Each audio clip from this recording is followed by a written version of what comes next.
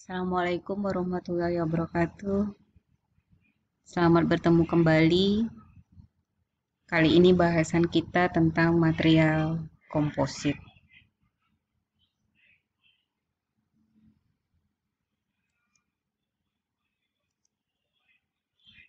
Kebanyakan pembangunan pada masa kini bertumpu kepada pembangunan yang terbuat dari bahan komposit. Hal ini merupakan tuntutan teknologi di mana kita membutuhkan atau menginginkan sebuah produk atau material yang mudah dibuat, murah, bahan bakunya mudah didapat, kemudian memiliki sifat-sifat sesuai dengan yang kita inginkan. Bahan komposit memiliki berbagai sifat yang tidak dapat dimiliki oleh bahan konvensional lainnya, seperti logam, keramik, dan polimer. Contohnya logam dalam hal ini. Logam atau baja memang kita ketahui memiliki sifat yang kuat, ulet, dan liat. Tetapi logam tidak ringan dan tidak tahan terhadap korosi. Hal ini menunjukkan bahwa logam atau baja tidak memiliki semua sifat yang kita inginkan. Komposit telah menjadi bahan penelitian dan bahan komoditi yang sangat penting yang telah digunakan untuk menghasilkan berbagai produk atau jenis material baru. Komposit dapat kita temukan dalam kehidupan sehari-hari, itu pada tangki air, pipa, kabel, komponen-komponen kapal terbang, kapal laut, otomotif, baik itu kendaraan, mobil, motor, dan lain-lain, serta bahan elektronik.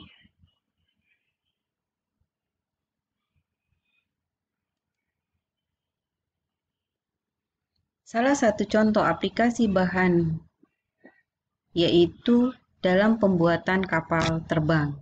Di dalam proses pembuatan kapal terbang ini, kita membutuhkan sebuah material yang memiliki nilai kekuatan yang tinggi, sifat liat yang tinggi, tahan terhadap getaran ataupun benturan, kemudian tidak aus, dan sifat-sifat lainnya.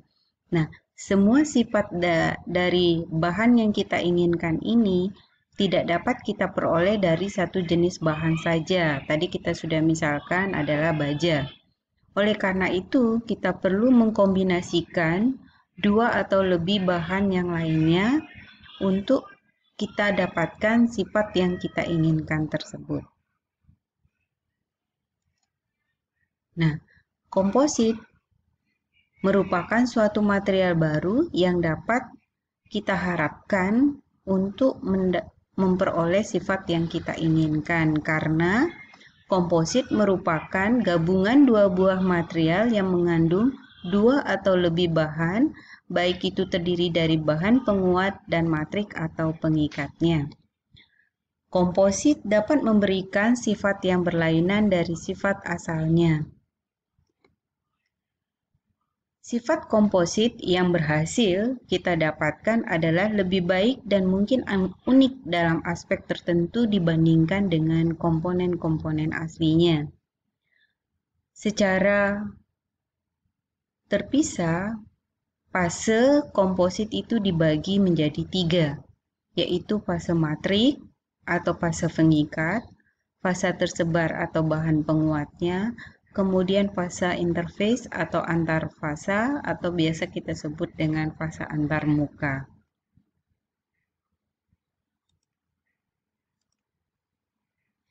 Di dalam proses pembuatan komposit, maka kita membutuhkan material-material yang perlu kita persiapkan. Antara lain, kita membutuhkan adalah gelas ukur.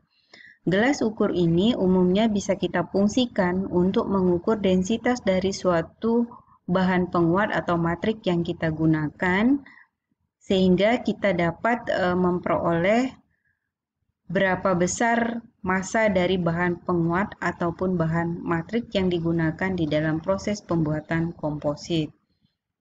Ini adalah matrik atau pengikat dari bahan polimer. Memang pada umumnya matrik yang kita gunakan bisa berupa jenis termoplastik, termoset, ataupun elastomer. Secara umum bahwa polimer yang biasa kita gunakan di dalam pembuatan produk untuk kehidupan kita sehari-hari berjenis polyester ataupun epoksi maupun polistiren. Bahan penguat yang umum kita gunakan yaitu adalah fiberglass atau serat gelas seperti ini.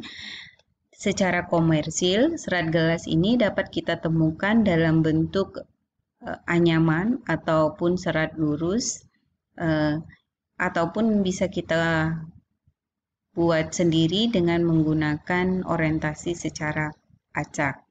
Kombinasi antara penguat dan bahan polimer ini kita lakukan untuk membuat komposit menggunakan teknik-teknik tertentu, antara lain kita bisa menggunakan teknik pultrusion, resin transfer molding, vacuum bagging, ataupun kita dapat membuat komposit dengan menggunakan teknik manual atau yang dikenal dengan teknik hand layout.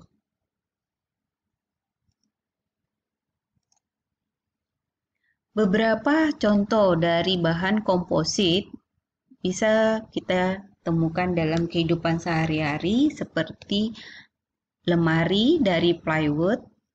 Secara morfologi, plywood itu adalah bentuknya seperti ini.